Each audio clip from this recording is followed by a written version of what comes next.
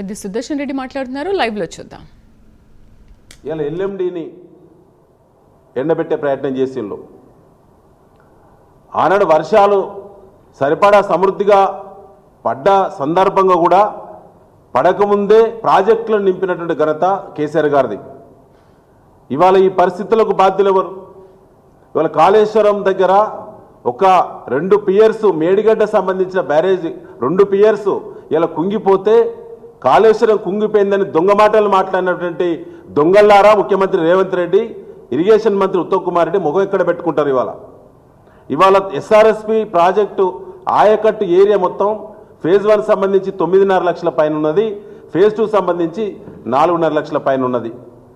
ఇవాళ 16-17 లక్షల ఆయకట్టు రైతులు నాట్లేసుకున్న తర్వాత ఇవాళ మీరు 2,34,000 ఎకరాలకి మేము నీళ్ళు ఇస్తామంటే మీకు సిగ్గెట్టలేదు.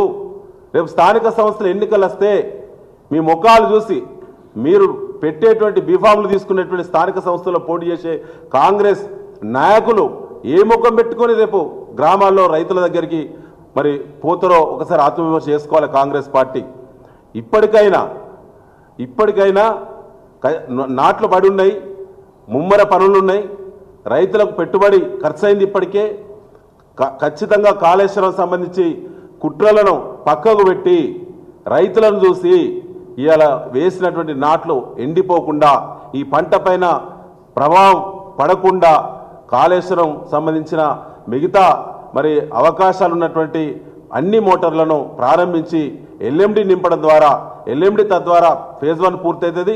తద్వారా ఫేజ్ 2 అయినటువంటి ఉమ్మడి వరంగల్ జిల్లా సంబంధించి పూర్తవుతుంది. దాంతోపాటు నల్గొండ జిల్లా సూర్యాపేట వరకు కూడా సరిపడా నీళ్ళు ఇచ్చే అవకాశం ఉన్నది. స్వయంగా ఉత్తమ్ కుమార్ రెడ్డి నియోజకవర్గానికి నీళ్లు పోయేటువంటి ఎస్ఆర్ఎస్పి సంబంధించి హుజూర్నగర్ ప్రాంతాన్ని కూడా ఇవాళ నీళ్ళు ఇచ్చే పరిస్థితి లేదు, సిగ్గెట్లేదు.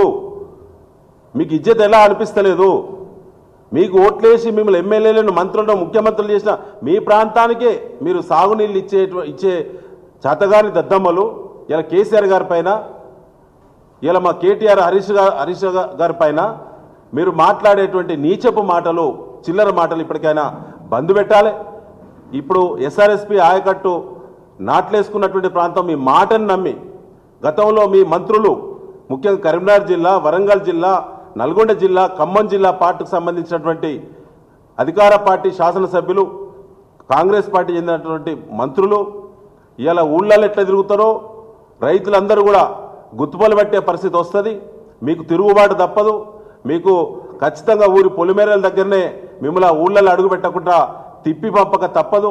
ఇలా నష్టం జరిగే ప్రతి నష్టానికి, ప్రతి ఎకరాకు, ప్రతి రైతుకు ముఖ్యమంత్రి రేవంత్ రెడ్డి, ఇరిగేషన్ మంత్రి ఉత్తమ్ కుమార్ రెడ్డితో పాటు ఇలా ఈ పరిధిలో ఉండబడిన దాదాపు 14.5 లక్షల ఆయకట్టుకు నీళ్లు లేవని నిన్న ప్రకటన చేసిండ్రు. దానికి సంపూర్ణ బాధ్యత కాంగ్రెస్ పార్టీదే, ఈ రాష్ట్ర ప్రభుత్వం అనేదే. రేపు తీవ్రమైనటువంటి ఆందోళనలు, రైతులు రోడ్ల మీదకి వచ్చే పరిస్థితి ఉంది. ఇప్పటికే యూరియా ఆందోళనలు జరుగుతూ ఉన్నాయి. రేపు పంటలు ఎండిపోతే మీ ప్రకటన ద్వారా రైతుల ఆవేశానికి లోనైతే జరిగే సంఘటనలకు ముఖ్యమంత్రి అదేవిధంగా ఇరిగేషన్ మంత్రి సంపూర్ణమైన బాధ్యత వహించాలని చెప్పి ఈ రైతులకు కూడా క్షమాపణ చెప్పి, ఇప్పటికీ క్షమాపణ చెప్పి, ఎందుకంటే రైతు మానసిక ఒత్తిడికి లోనవుతాడు మీ ప్రకటన వల్ల. ప్రభుత్వం ప్రకటన చేసింది రాత్రి, దానివల్ల రైతు మానసిక ఒత్తిడికి లోనవుతున్నాడు. కాబట్టి మీరు రైతులకు క్షమాపణ చెప్పడంతో పాటుగా మిగతా మరి మోటార్లను, కాళేశ్వరం మోటార్లను వెంటనే ప్రారంభించి ఇవాళ 1,45,000 క్యూసెక్కుల పైబడి గోదావరి నది ప్రవహిస్తూ ఉన్నది మేడిగడ్డ దగ్గర. 1,45,000 క్యూసెక్కులు ప్రభుత్వమే ప్రకటన చేసింది మొన్న. 1,45,000 పైబడిన క్యూసెక్కుల నీళ్లు ఇలా గోదావరిలో వృధాగా కిందికి పోతున్నాయి.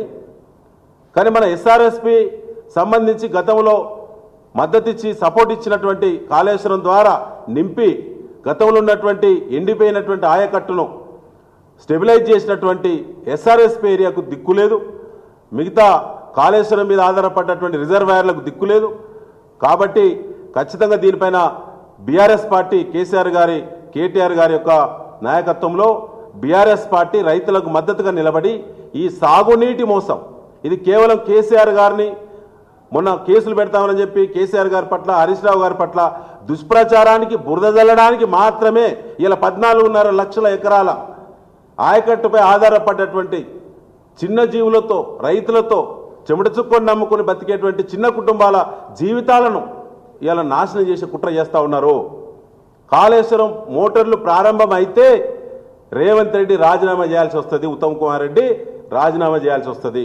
కాబట్టే ఇలా ఎండబెట్టే ప్రయత్నం చేస్తున్నటువంటి ఆ మూర్ఖులకు బుద్ధి చెప్పడానికి రైతులందరూ కూడా చైతన్యం కావాలని చెప్పి మేము పిలుపునిస్తా ఉన్నాం. Thank you.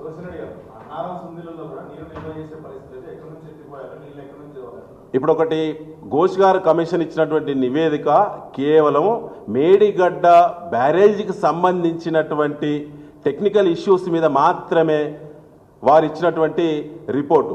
అసలు తెలంగాణ ప్రభుత్వం కాంగ్రెస్ పార్టీ చెందినటువంటి ఒక రాష్ట్ర ప్రభుత్వము ఒక జడ్జి గారిని కేవలం ఒక అంశానికి పరిమితం చేస్తూ అంశాన్ని తేల్చండి అని చెప్పేటువంటి కమిషన్ మాత్రమే తప్ప ఇక్కడ ఘోష్ గారు ఇచ్చేటువంటి నివేదిక ఏదైతే ఉందో అది కోర్టులో బెంచ్ మీద కూర్చొని జడ్జి గారు ఇచ్చినటువంటి జడ్జిమెంట్ కాదు.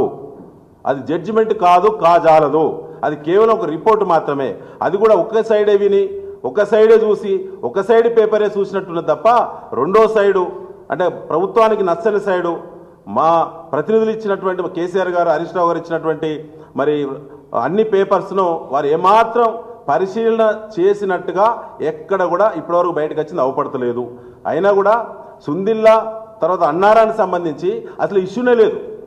వాళ్ళు కోరుకుంటున్నారు ముఖ్యమంత్రి గారును ఉత్తమ్ కుమార్ రెడ్డి గారు ప్రకటించిన గతంలో సభలో ప్రకటించిన గతంలో చాలాసార్లు వాళ్ళు కోరుకుంటున్నారు.